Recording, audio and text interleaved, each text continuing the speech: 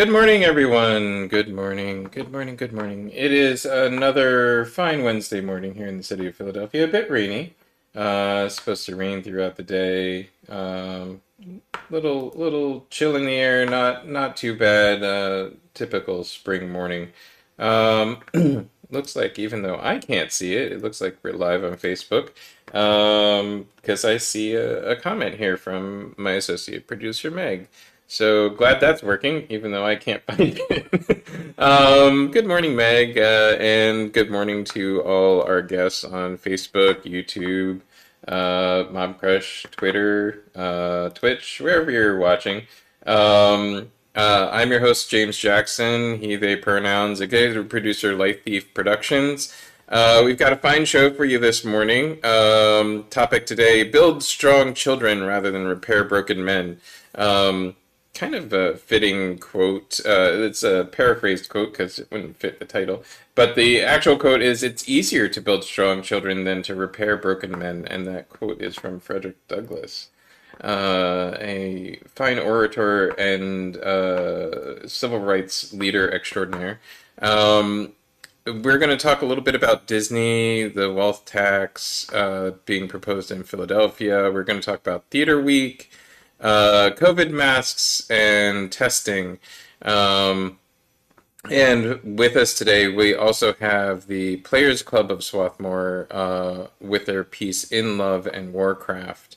I'm going to bring our guests up on screen a little bit earlier than usual to introduce themselves, and then we'll talk about In Love and Warcraft. So with us today, we have Sean and we have Emma, and if we could please introduce ourselves. Sean, please start with your name, your pronouns, what it is you do.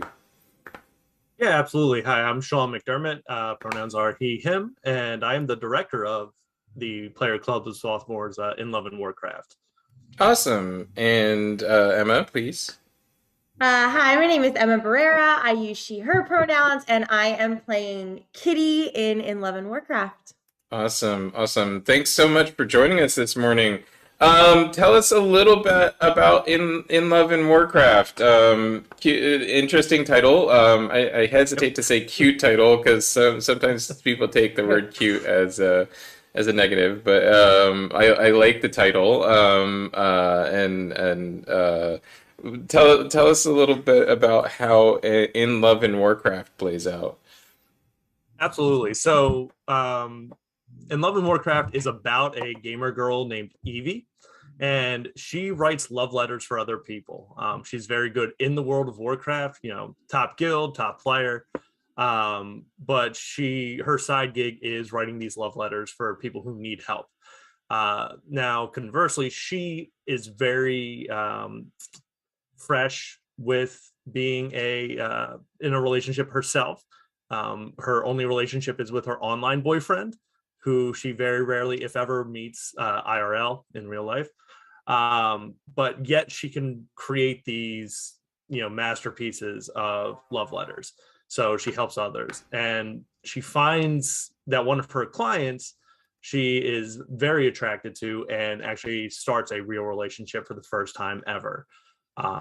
Obviously, that can create some tension as she is a new time person in a relationship, whereas her boyfriend Raul has, had a normal dating life up until this point. So her roommate Kitty, and I'll let Emma speak a little bit more to her character later, but her roommate Kitty is also no stranger to relationships. It's more of a sexual nature for her, but she has had many of those as well. And certainly Evie herself is not a sexual person, so that does create some tension, between her and Raul. So it's just a evolving story, almost of like a love triangle between her roommate, and her boyfriend. Obviously that can create the Warcraft as well. There's a lot of gamer terms in there. There is in the script, it's kind of interesting because they put a lot of the terms in there so people who maybe aren't familiar with the world can understand what they're saying. But it's a really, cute is an interesting term. I would definitely recommend seeing it because cute does not really Yeah. Not cute. It actually It's deals with a not lot cute. of stuff. Yeah.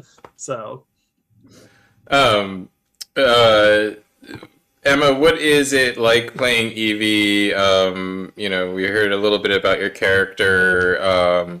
What is it? What is it that you don't find cute about the story? So I actually play Kitty, I'm not sorry, Evie. So Kitty. I'm the slutty roommate. Um, for me, it's been really interesting to explore how these two characters are complete foils of each other. So you have someone who is extremely sexual, and you have someone who has like never even kissed anyone in real life. And so for me, it's a lot of, reacting to that and trying to find the most extreme reaction I can have to Allie, who is playing Evie, and really just like double down on whatever she's doing and be, the most extreme opposite of it. There's a line near the end of the show where the two of them are fighting because of the love triangle, and Kitty says to Evie, fine, we're both a little extreme, because they really are on polar opposite ends of all of this. And for me, it was really interesting exploring this character, because I am not this character. Like, I had my time in college, like we all did, but like I'm settled down. I live with my boyfriend of 3 years. Like, we talk about houses, and like I'm good. I'm settled. I feel like I'm a 40-year-old woman half the time. And so like it's been kind of fun to like double back and like go back to my college days and be like, oh, like this is how all this stuff was, partying and drinking and boys and sex, drugs, rock and roll, even though it wasn't always sex, drugs, rock and roll. But easiest way to put it. No, it makes sense. So you would say like your character is kind of revisiting your past a bit. What Whereas the other character is more of and maybe something that not a lot of people have experienced, sort of ace acro kind of personality. What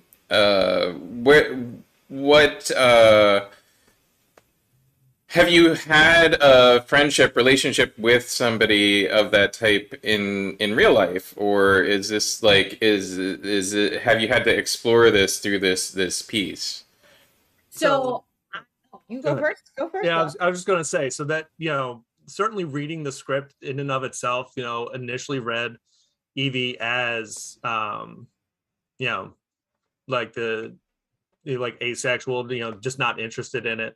What's interesting is that my production team, and I'm not going to name names, and because don't want to say if they're not comfortable with that, but I have a team of diverse sexual identity production staff, and when we were going through production meetings, it was very interesting for me to hear those different points of view, because I don't live that, but certainly open to other people living their best life, right?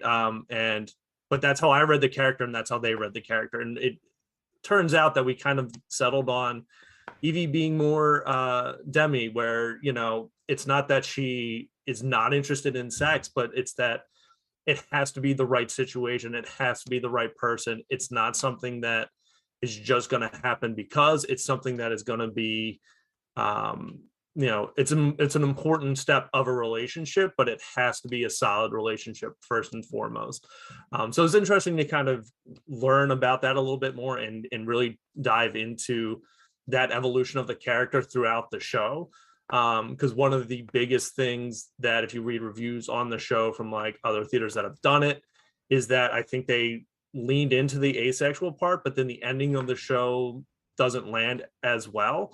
But if you can approach it, hopefully like we approached it, where it's an evolution of the character to realize her identity is actually not that, it is of a demisexual nature, where it is something she can do, it just has to be the right situation.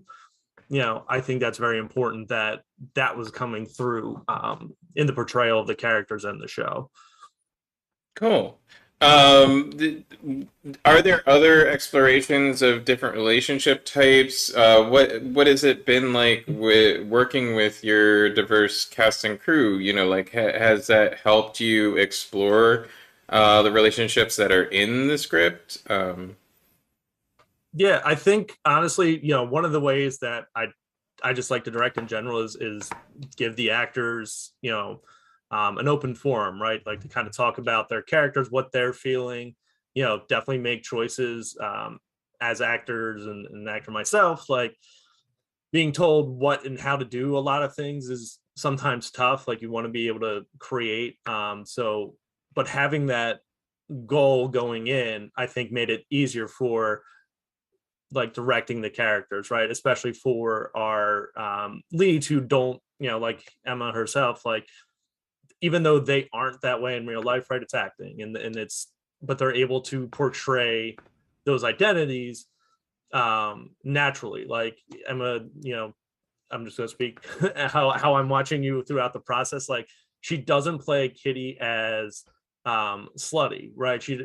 That's one of the things that in a romantic can be confused with, right? Those are two different things.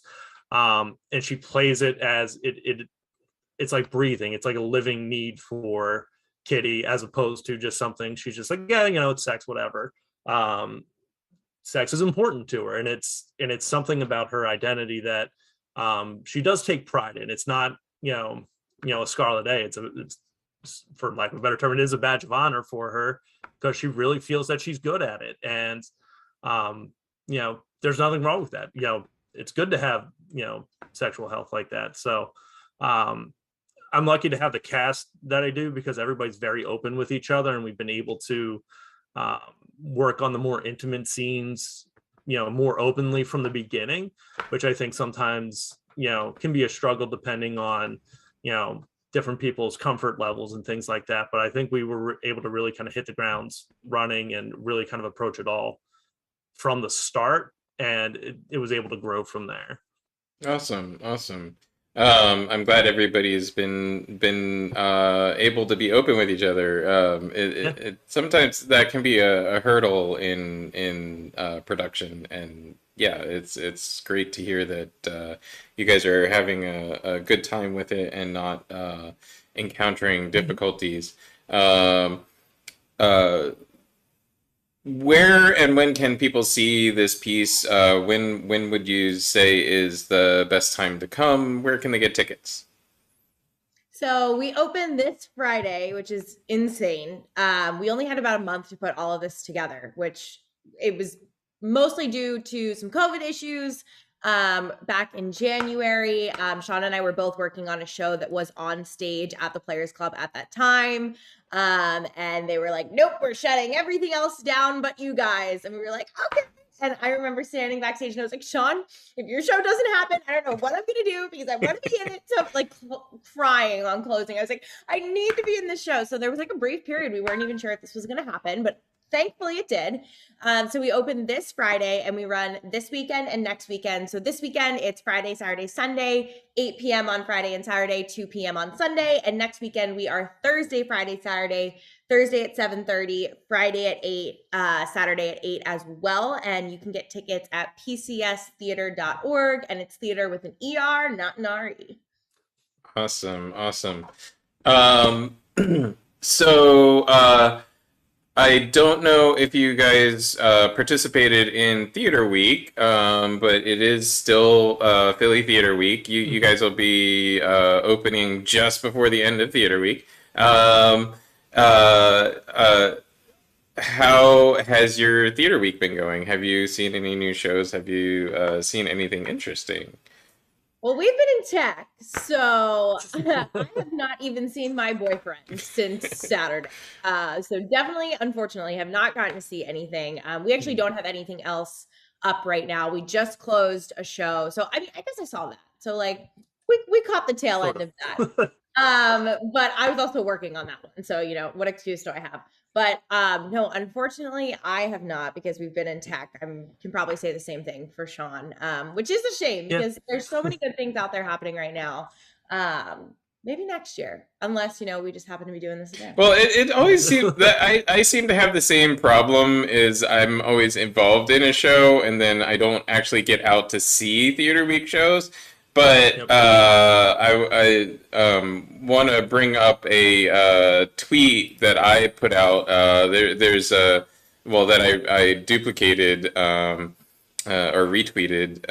I'm not good with the lingo of social media, but anyway, I quote tweeted Philly Chit Chat. Philly Chit Chat is a theater and nightlife photographer in Philadelphia. He He's covers. awesome. I met him on Clubhouse back when Clubhouse was like popping. Yeah, yeah, and he covers a lot of nightlife, and he did a little quick story on April 2nd, the streets of Philadelphia last night at 2:15 a.m. So on April 1st, and April 1st, was not a it was a Friday night, but like you wouldn't think like April 1st, you'd see a lot of people out.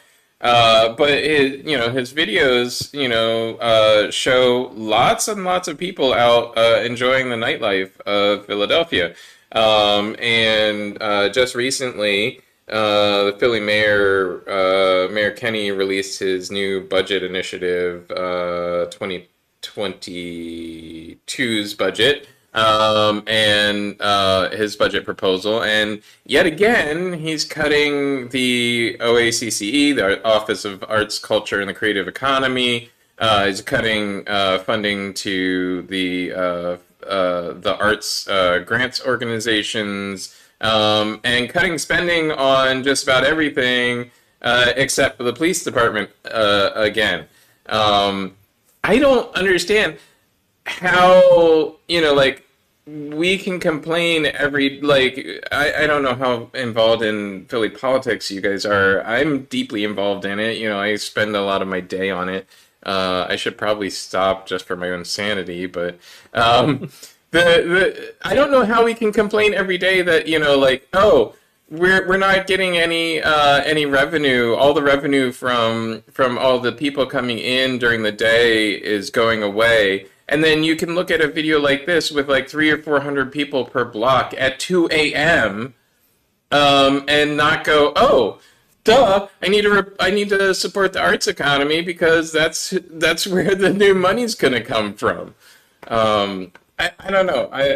Maybe I'm crazy here. Things like Theater Week, like it generates huge sums of cash for the city of Philadelphia, in taxes. But yeah, I don't know.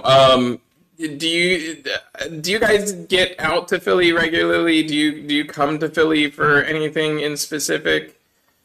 So this is fascinating to me because I met Mayor Kenny, it's 2022.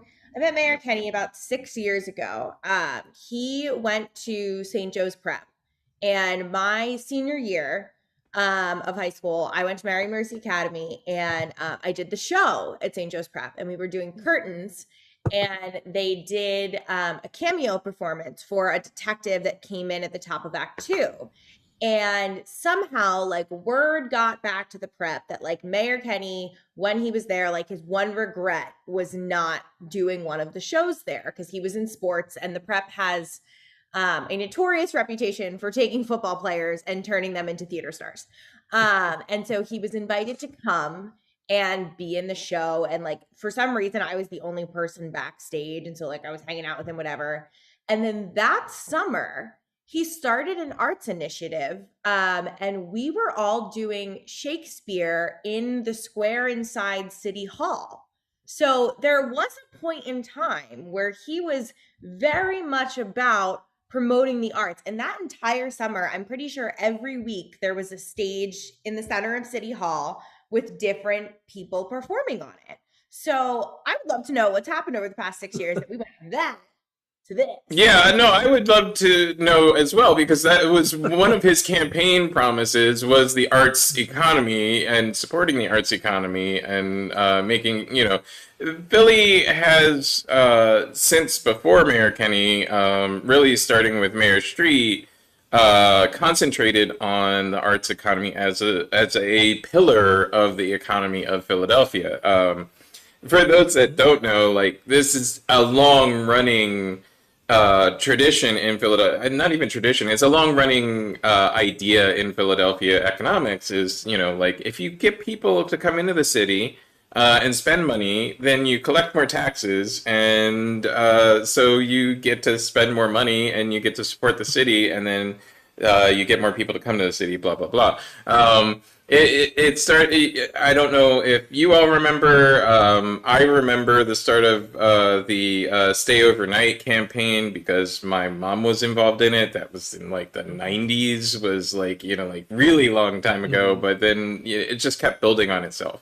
Um, so we've had this, like this recognition of the arts economy as a pillar of Philadelphia's economy, a pillar of the revenue of Philadelphia.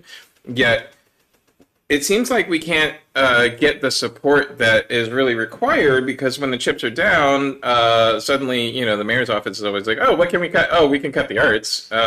Why? I don't get it. I'm really confused by this all the time because the numbers are not huge, y'all. We're talking about 0.2%. So 0.2% of the city's budget is the arts funding. In most major cities around the world, the average is 2%. So 1,000% more in arts funding, pretty much anywhere you go, other than the city of Philadelphia. And I just think this is really crazy. I mean, I've been on this stint of promoting the arts economy for years now, but just every time a budget comes around, I'm like, what the heck are we doing? Anyway, so there's a 200 million a year proposal by city council. Sort of piggybacked off of progressive leaders in the Democratic Party, National Democratic Party, the DNC, a Philly wealth tax, which sponsors say could raise $200 million a year. But there, of course, people are criticizing it. This tax would be it is a tax that has existed in the past. It would reinstate a decades-old tax on intangible wealth, mainly directly held stocks and bonds, and it would be 0.04% of the value, or $4 per thousand of holdings. So, in other words, if you and this has it has a relatively low threshold. I can't find it right at the moment, but there is a threshold. Like, if you hold $1,000 in stocks, they're not going to tax you for. They wait until you have a large holding, and so this is a tax that exists in a lot of other cities. It existed in the past, and proponents are saying it could bring 200 million a year to the city of Philadelphia in receipts. Critics are saying, "Oh, rich people will just move out of the city." I don't know how I feel about this. I feel like rich people are actually going to move out of the city. I don't think folks are going to give up their Rittenhouse Square addresses. Yeah, Yeah. that's. I mean, the arguments like that are scare tactics, right? I mean, it's not really anything that is backed by evidence usually. Yeah, are you going to get a handful of people that probably move out? Sure, but I don't think it's going to be based on that, right? Like, I'm just going to go down to, like, when I lived in Philly, I didn't move out of Philly because of the Philly tax. It certainly didn't help, or I mean, it didn't hurt when I did move back out to the burbs, like to not have that dollar or whatever it was being taxed out just for living in the city of Philadelphia. But once you reach a certain point, I mean, in an income standpoint, I don't think that's really the deciding factor for them, right? Certainly, I think there will be a transition period for most people who fit that income range that are being taxed, or that stock range. But it's additional revenue for the city, right? It actually benefits them to do it because then their homes rise in value, right? It's an extra 200 million that's being put back into the city. that's new buildings, that's new attractions, that's new tourist revenue that's also being brought in Basic after the infrastructure, fact. even, Yeah. everybody complains about potholes around Philly. How much can 200 million do for potholes? Well, it has to go to the potholes, but Personally, thank I, you. I was gonna say, I even in the burbs, there's plenty of that around. But yeah, it's just, if you look at it long term, it's always this short term view when you hear these proposals of people like, oh well, this is going to happen, and yes, there will be an immediate impact, but it's the long term positives that we actually have to take into account, because everything gets pushed further and further back because all we do is talk about it, and then nothing gets done, and then you're still in the same spot. Whereas you have to make that decision and go for it, and then down the line it's like, oh well, it's a good thing we did it then, because if we waited it wouldn't be as good now. So I'm for it. I don't live in the city of Philadelphia anymore, so maybe I mean, I live here. That's good. So I mean, I live here and I hold taxes. I mean, I hold, I hold stocks and bonds and whatnot. I doubt that this would impact me. Yeah, I mean, like this, they're talking about anybody with holdings over $100 million. I'm pretty far from that. Me too. Yeah, so oh, households and trusts from 50 million to 1 billion. Yeah, still pretty far from that. I think we're good. Yeah, I don't think any of us are. I mean, maybe a couple of the bigger theaters might be impacted by this, but because some of them have trust funds that are in that range. But yeah, I don't think that they're gonna worry about it too much. Yeah, like 4% on every $4 on every thousand. They're not gonna worry about. 200 million does seem to be an interesting number, though, because there's an opinion piece also released this week about making. Where did it go? Oh, here we go. Why not make SEPTA free for everyone? Charles Ellison wrote an opinion piece published by WHYY. I mean, the interesting number here is that he quotes that making SEPTA free for everyone, aside from matching nearly 100 cities in the U.S. that have implemented free public transit, and many others around the world that also have free public transit, we could immediately get rid of the key card system. A boondoggle which costs $24 million a year to manage in the budget, but now costs nearly $240 million per year to manage. 1,000% increase. So yeah, so interesting. Like this 200 million number keeps coming around in various places, but it is an interesting thought. Make SEPTA free would increase ridership, obviously, and increase probably use of Center City, which is one of the big problems that we're having right now. There's all this talk, amongst real estate folks, people talking about housing, people talking about real estate, and the COVID pandemic, and whether or not people should return to in-person work.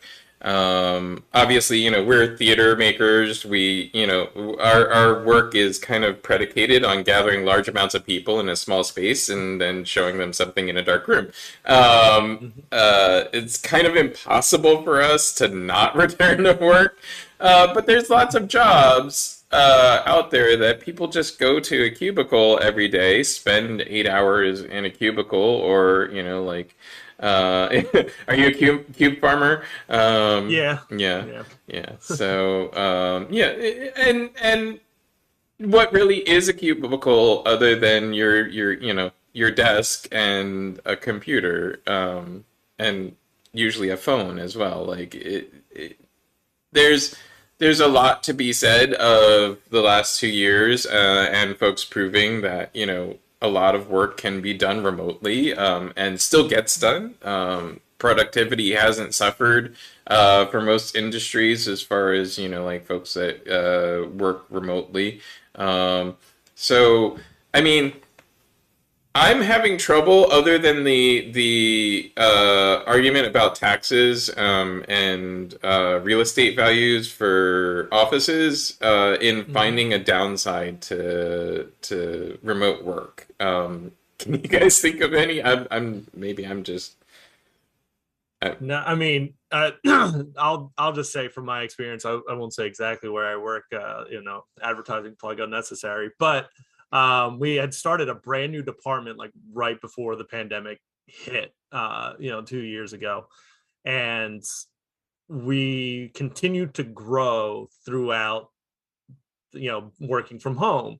So that meant a lot of remote training and things like that. And I can say from a manager standpoint, when you have like more hands-on work or you need to show somebody something, it's a lot harder to hop on a Zoom, hope that the internet connection and everything's there, works well and somebody grasps it, right? So I think from a staying power, onboarding and then keeping people there, it was a lot tougher. But coming out of it, once we were able to work out exactly how everything works, we continued to grow. We continued to turn a profit and get more clients. And, now we're up to maybe not where we had expected to be had it just been strictly in office. But, we've shown that we're able to do that. Now the powers that be, well above my pay grade, try not to have work from home capabilities. Certainly I work in a separate department from the original one that allows me that if I really needed to work from home, I could. But I think we're trying to move more towards a hybrid schedule, or at least that's what I feel like most places are attempting to do, because there's so many people leaving the workforce to go to a remote environment, right? But I'm a very social person. I need interaction. Like I will always go in if I can, just because I like to be around other people. Sitting at home with just me and my cat is wonderful, but you lose some of that social interaction.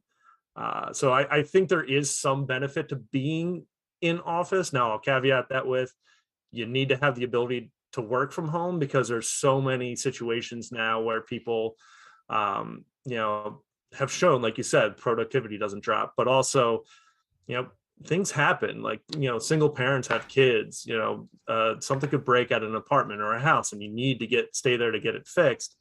And when you force the in office and force PTO on people, it's not beneficial, and it's a morale downer, and that all adds up, at the end of the day, where productivity will drop, because it's like, do I go into work today or do I fix something that's broken, right? And it's an impossible situation to be in. So yeah, I'll just say that real quick, that we have a 10-month-old, and if work from thanks, if work from home didn't exist, we probably wouldn't be able to work quite as often. What, Emma, what's your? I was gonna say I have a very different point of view on this. Yes, you do. I quit my cubicle job in January 2020, and at that time was a full-time spin instructor and then working part-time at a restaurant. And so my whole life shut down when the pandemic started. I had nothing. I couldn't do anything. So I started a social media agency, which has now grown very larger than I ever expected. And I have a 6-person team. I have nearly 25 clients worldwide. I coach people to do what I do. There's about like 50 of them worldwide that I'm working with. So I live for this. I am in my well, it's all one space, but we can call it my kitchen, my dining room, whatever you'd like. So I am very pro, like, quit your job, work from home, do your own thing. But if we want to tie this back to the real estate aspect of this and how this actually brings in money for the city of Philadelphia, realtors are calling Fishtown now the 6th borough of New York, because as more and more people have started to work from home, New Yorkers are moving to Philly, and they're moving to Fishtown in particular because it has kind of like Brooklyn vibes.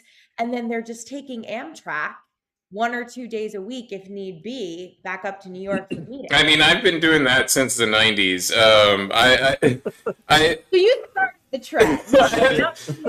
Catching up. I worked in Lower Manhattan for about a year, and yeah, I worked from Philly because there's this at the time, I don't, New York real estate has always been bad, but in the late 90s, early aughts, you couldn't get an apartment in New York, period, unless you like had been on a waiting list for 10 years. And I started working in Lower Manhattan, and I stayed with a friend who lived in Long Island for a couple of weeks, and it literally took me longer to commute from Long Island to Lower Manhattan than from Philadelphia to Lower Manhattan. So yeah, no, I get it, and I think it's interesting the kind of rapid advance into globalization that cities have experienced, and it's also interesting. I think that cities like Philadelphia that rely so heavily on real estate taxes for their income model are going to really have to look at revamping their tax models over the next few years. I don't see a way around it. I mean, I don't think that commercial real estate is going to return to the high use it was at before. It used to be that you couldn't get office space. Now you could get office space if you wanted. Now they're paying you to take office space. Right. Pretty much. Right. So, with this kind of return, and so a free SEPTA system could drive a return towards people being in offices. It would be easier to get people to come to offices if they didn't have to commute or had a free commute. I still think, personally, I avoid jobs where I have to commute, for multiple hours every day. I work freelance, so, like 90% of my jobs are like I'm in the hotel room 2 floors above the ballroom I'm going to be working in for the day, for a week at a time. And so that's my commute is like, oh, I need to get to the coffee shop before I go into the ballroom.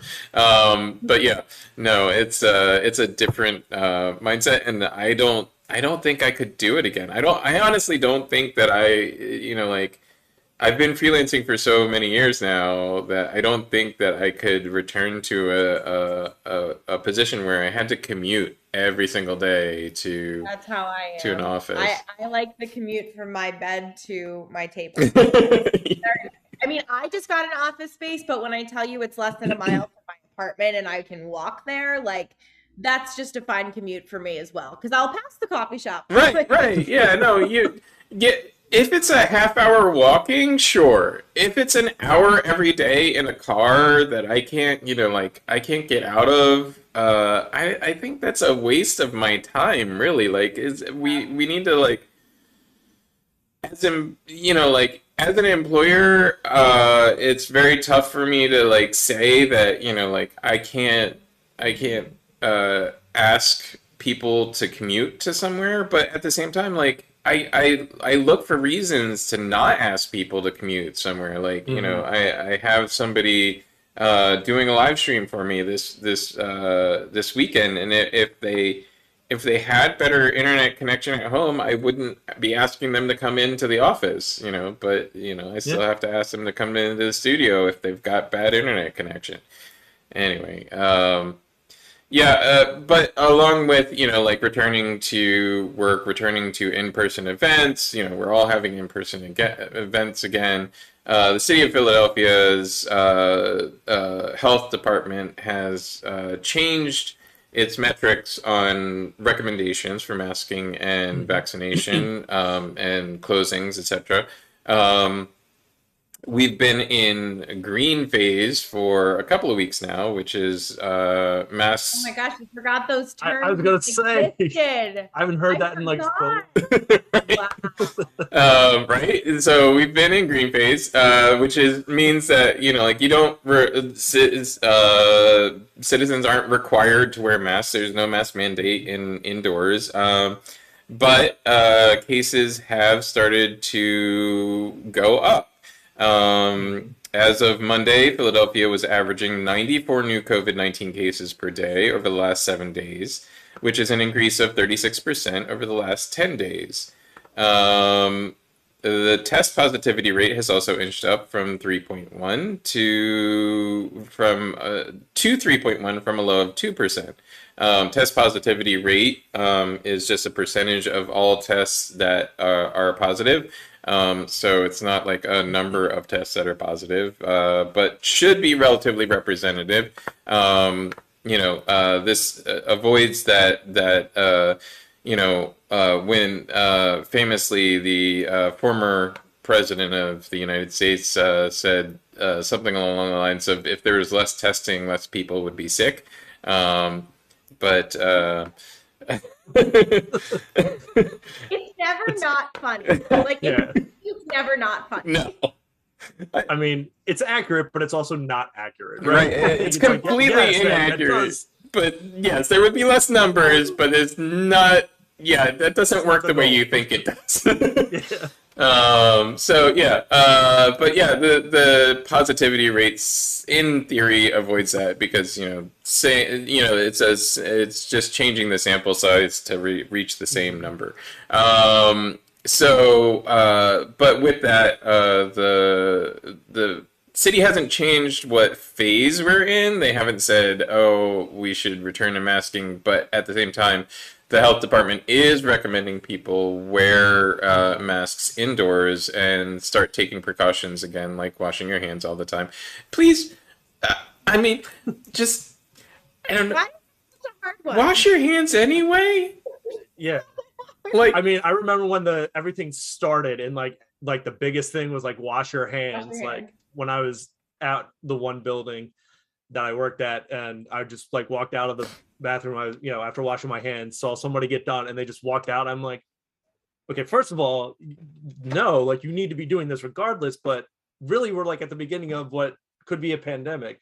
Are you that like out of touch with everything? Like just wash your hands. I don't know if women's bathrooms, women's communal bathrooms are the same as men's in this regard, but like men traditionally, like there seems to be like two strains of how we grew up. Some men grew up like I did, and I assume like you did, where our parents and grandparents told us to always wash your hands after touching anything under clothing because it's probably dirty, and you just need to wash your hands before touching anything else.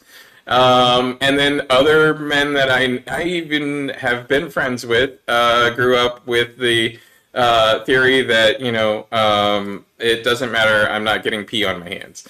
I don't know if women's rooms are the same way, but I constantly see guys. We all wash our hands. Okay, great. Yeah. We all wash them. All the ladies wash their hands because we're not dirty like y'all. Well, I appreciate it. We are a dirty species. By nature, yes. Yes, by nature. Guys, I don't care if you don't think you're getting your hands dirty. Just wash your hands anyway. You probably touched something that was gross in the last 20 minutes, even if it wasn't your own body. Take this opportunity to wash your hands anyway. Public service. No, if you're watching this, maybe go wash your hands. Yeah, keep this on your cell phone while you go wash your hands. It's fine. Don't stop watching. Just wash your hands. Wash your hands. Watch. I mean, like I think about it even when I'm like, I do lighting design for companies sometimes, and I think about it when I touch somebody else's lighting console or keyboard. I'm like, ew. Mm-hmm. Oh yeah, cool. Because those don't get washed by themselves. No, right? Like ever. It's Yeah, it's just dead skin and whatever dust is, from when it wasn't covered. Like, yep, sorry, Emma, that's This just is how. why I'm on stage and I only touch my props, and that's why I don't do anything else. Oh no, this is so for those that haven't ever been performers before, there are strict rules around props. And this is not necessarily one of the reasons why, but it is also sort of now a reason why. You only touch your own props. Nobody else touches your props. And yeah. Shared props aren't usually a thing, but on the rare occasion when you share props or share intimate moments, you have to negotiate that between the two actors, because that's an important thing.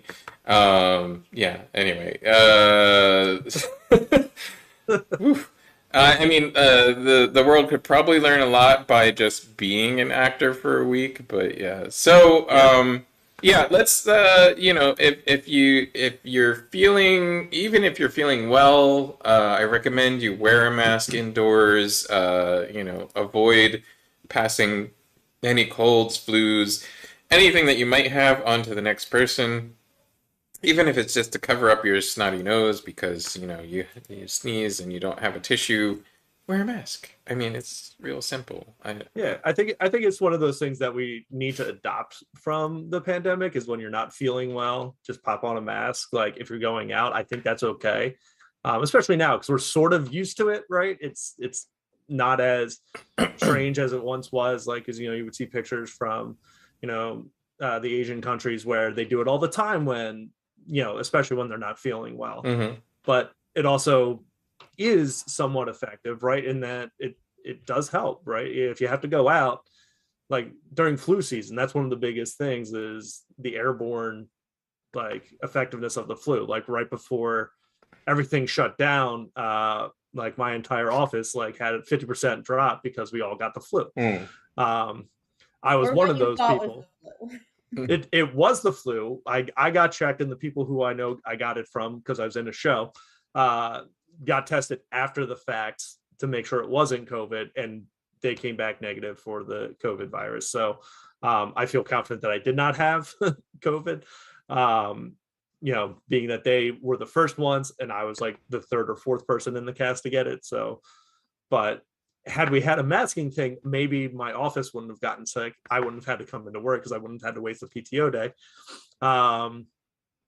So I think it's something like I still have a lot of my masks for that reason, so that if I'm ever not feeling well, I do have them to quickly put on, especially when I run in the grocery store area, things like that. I just think it's easier to have that readily available. I mean, at this point. I wear it now. I wear my mask almost all the time now.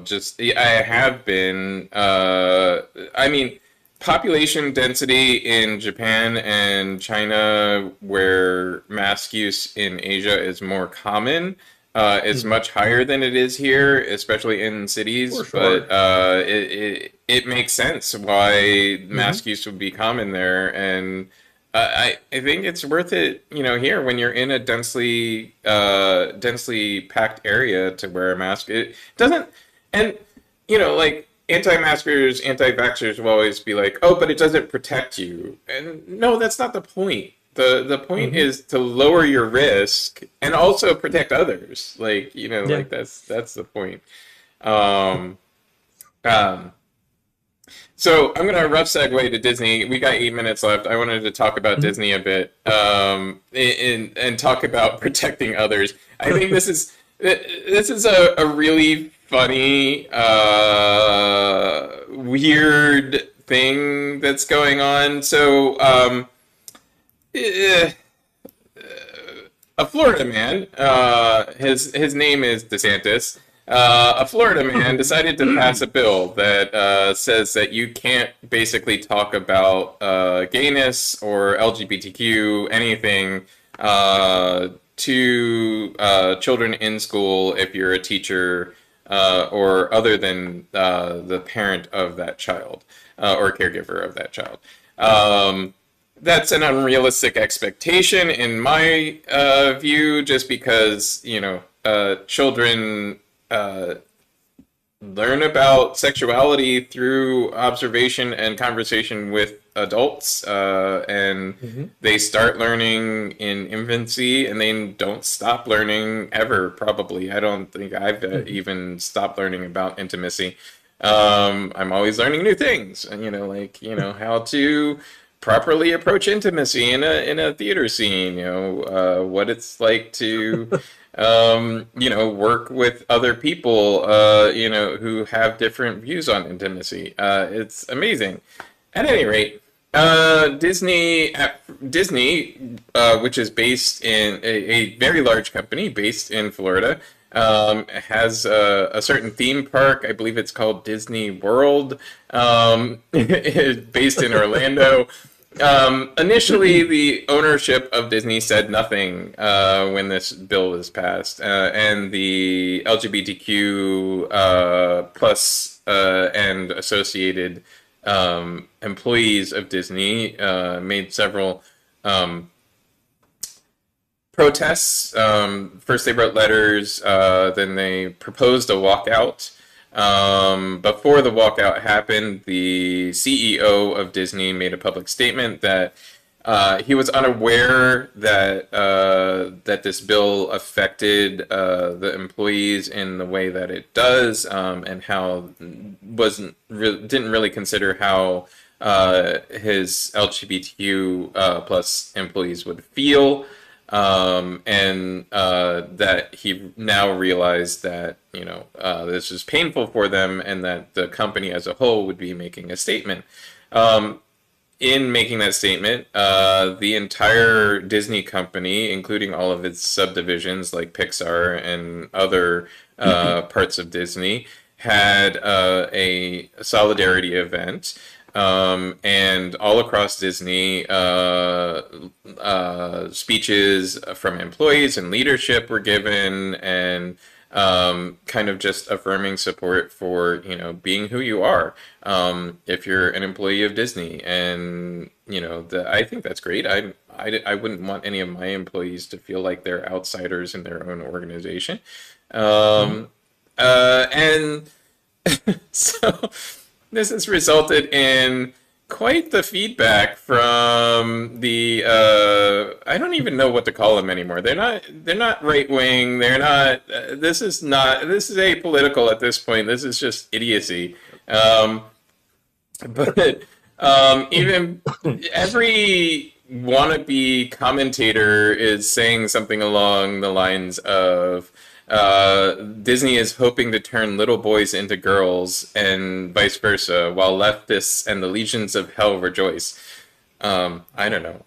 I'm sort of rejoicing. I mean, I'm rejoicing at the idea of Disney supporting their minority employees, no matter what that minority position may be. I think that it's a great idea to do that. Anyway. So there's a lot of pushback, and we have these same folks talking about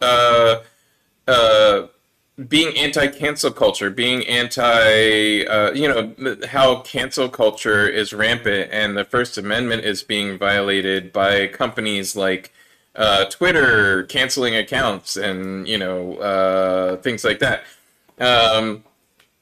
Lauren Boebert misspelled Mickey Mouse in a tweet about attacking Disney for their position supporting LGBTQ equality, and yeah, I don't. It's one giant oxymoron. Yeah, that's what it is. Yeah. Emphasis on the moron, but it's one giant oxymoron. Yeah. Go ahead. No, I was just gonna it's crazy to me is that it's basic human decency at this point to support your fellow human. Cancel culture always it fascinates me because it's not canceling necessarily. That's just a term that somebody created just to create a little bit more of a media firestorm, but it's accountability, right? It's if you did something wrong or say something inappropriate or hateful towards somebody else, you're just being held accountable for it, right? Like nobody's taking away your ability to not say those things. I mean, yes, Twitter and Facebook can limit or deactivate your accounts, but that's their company. They're even if they're publicly sold, they're also a private company that is allowed to set their own standards and rules. And that's just their way of saying, hey, we're not going to push hatred. Now there's other issues with Facebook and Twitter and what they allow and how they filter things, but that's a discussion for a whole different day. But I just think it's silly, right? I mean, like, I don't even think it's a wrong? discussion for a different day. I think this is pertinent to the situation. I mean, I'm allowed to, as a private company, invite you on this show. I'm allowed to knock you off of it if you're saying something that I don't like. I mean, I have complete control and autonomy to do that, and that's not violating your First Amendment. You can go on your own show and say whatever the heck you want. You're producing a show right now, or you're directing a show right now and acting in a show right now. You can say whatever the heck you want when you're on that stage. You have that platform. Well, and I think if we want to bring it full circle too in a conversation about intimacy, it speaks to the lack of awareness of like how we are sexualizing children from the get-go through heteronormative conversations, right? You have all of these stories of these beautiful princesses who are saved by these handsome men. Like, what does it matter if like a beautiful woman saves another beautiful woman, or a handsome man saves another handsome man? It's just like they're getting pissed off saying that we are trying to change their point of view, which like, okay, yeah, we're trying to change your point of view to tell you that other people exist and other people take up space and, other people deserve love too. But we're not making you gay. We're just saying gay people exist and have a space for their story to be told within these same narratives. Yeah, and at the same time, they say, the same folks say things like, the hungry caterpillar will turn your kids trans, which I still don't get. I love that book. I'm not trans. And what we're calling the metamorphosis of a caterpillar into a butterfly, pushing the trans agenda, really? Right. Of course. Oh, anything that they try to throw at the wall, hopefully it sticks. I always love how fraught these conversations are, because as soon as we want to discuss them from the other side, we have to use the language that they're using, which it's in and of itself is wrong. Like the trans agenda. There is no trans agenda. There is no gay agenda. There's literally just people trying to live their truth. Right. That is it. Exactly. That is the agenda here. And then just to now, and just to sum this all up, also as far as First Amendment goes, the tweet that Lauren Boebert misspelled Mickey Mouse in, and it's MICKEYMOUSE.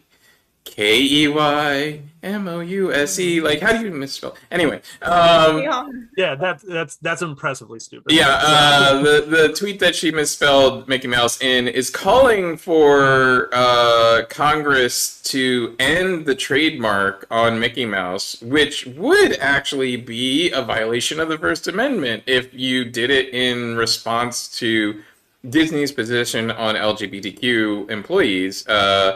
That is actual violation of the First Amendment. That is the government controlling speech through a negative action, through an enforcement method. That has nothing to do with, I don't agree with Disney literally changing copyright law to protect their copyright and their empire, their capitalist empire through exploitation of copyright on what should be public domain stories, but that's another whole topic. Yeah, that's a very in-depth thing that I've studied and I've written a paper on way back when. But yeah, that's a very intriguing topic that if anybody ever wants to delve into that, I mean, we'll get into it at another date, but it is important. But what Boebert and other folks that are in Congress, Senator Blackburn in the Senate, are supporting or saying are literally First Amendment violations. They're literally in power and violating the First Amendment, and don't see the irony that, and calling for book bannings is a First Amendment violation. You're a government official. You don't get to tell other people how to talk. It's just fucking simple. The rules only apply to them. They Right. don't apply to everybody. They just apply to them. Right. So it's 11:04. I do want to recognize your time and thank you for joining me today. There's so much more we could talk about on this topic, and I just love. I just want to wrap up with the final thing. A tweet by Michael Pulowski. He's a commentator, political commentator here in Philadelphia. Disney single-handedly changed copyright law to avoid losing Mickey.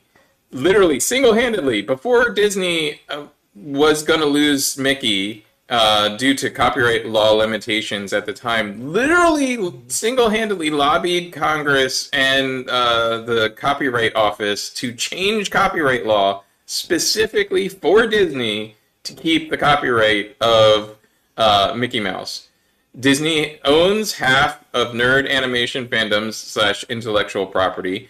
Disney is ruthless and will stop at nothing to protect their bottom line, and never has. They've gone after little tiny people who, just wrote fanfic.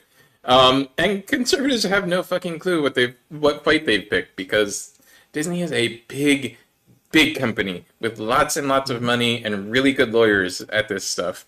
And have influenced the copyright law and how the world of entertainment works really internationally for many, many years. Anyway, so like I said, I want to thank you guys for being my guests today, and thank my viewers for watching. Are there any final thoughts that either of you guys had that you want to get out? Any things that we didn't mention or talk about that you want to get out there? Go ahead, Emma. Yeah. Come see the show. We'd love to have you, and we'll chat afterwards about these topics. I can go grab a beer in town, keep it going. But no, thank you for having us. This was so much fun. Great way to start my day, because I don't get out of bed this early typically. So you got me out of bed. Yeah. We set an alarm for her 2 days ago. So he did, and I was like, you need to tell me before I leave rehearsal last night to remind me to get up, because I was like, I don't know, I'm gonna get up. But yeah, no, thank you for this opportunity. Thank you for this conversation. And I hope that we get to see some people after the show who said that they saw this and were excited about coming. Awesome. Yeah, I wanted to say thank you to as well, James, and everybody else watching. This was a lot of fun. We really do hope you come out and see the show. We've definitely put a lot of work in a very short period of time, which anybody who's done community theater knows a month is almost no time at all. So I've been, pseudo stressed for the past month. Had plenty of time to prepare, but as soon as we hit auditions and that first rehearsal date, I think I said, like, on that following Sunday, guys, we open in a month, which, seemed crazy. But hope to see you guys come out. It's really a fun, funny show, but yeah, it is also a little bit intense. So we can certainly talk about any topics that we talked about today or anything else. We'd love to see you guys there. Awesome. Thank you so much, Emma. Thank you, Sean. Really appreciate you joining me this morning. I'm going to transition you guys off camera. It's just going to be me. But thanks so much for joining us. And I want to say thank you to my audience for joining us. Feel free, if you liked what you saw, share this on your own timeline, share it on your own pages. We highly encourage you to do so. We're on Facebook, we're on Twitter, we're on Twitch, and we're also on Mob Crush, Light Thief Productions. If you search it on any of those platforms, you'll find us. If you would like to see more, we have another show for you next Wednesday, 10 a.m. And let me see who our guests will be. There we go. Reva Stover with the Honesty Hour podcast and Art and Vine Entertainment.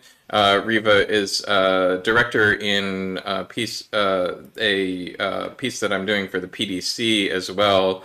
And great person. Glad to see her coming on the show. We have 2 more shows left until a little break. We'll be taking a 6-week break.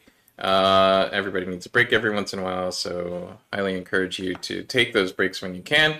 And looking forward to seeing you next week.